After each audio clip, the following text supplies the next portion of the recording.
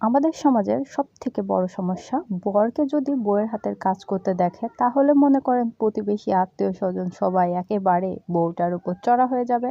কেন তুমি ছেলেকে দিয়ে কাজ করাচ্ছ? সে ছেলে হয়ে কেন সংসারের কাজ করবে? সে বাইরে কাজ করবে, অফিসে কাজ করবে। তার কাজ বাইরে। সে কেন সংসারের কাজে হাত খটাবে? কেন সে তোমার মাছ কেটে দিবে, ধুয়ে দেবে, সবজি কেটে দিবে বা তোমাকে অন্য কাজে সাহায্য করবে? কেন? সে ছেলে বলে কি সে এই কাজগুলো করতে পারে না? মেয়ে, আমি সব কাজ করব। আমার যদি এখন একটু তাড়াহুড়া বাধে বা আমি অসুস্থ হই তখন আমাকে কে করে দেবে? তোমরা এসে করে দিবা নাকি বলো দিনি?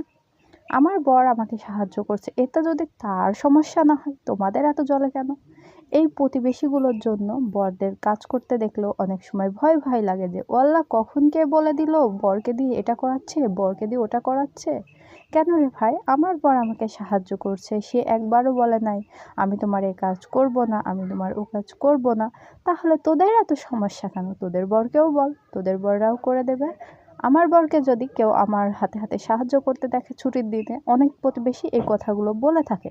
তো তাদের উদ্দেশ্যে আমার কথা, ছেলে মানুষ হয়ে সংসারের কাজ করলে তার জাত চলে যায় না বা সে ছোট হয়ে যায় না। সে সংসারে বউকে সাহায্য করছে, সে তার সহধর্মিণীর কেয়ার করছে, এতে সে আরও সহধর্মিণীর কাছে ভালো হচ্ছে, আল্লাহর চোখেও ভালো হচ্ছে। তো এই মানসিকতা পাল্টানো।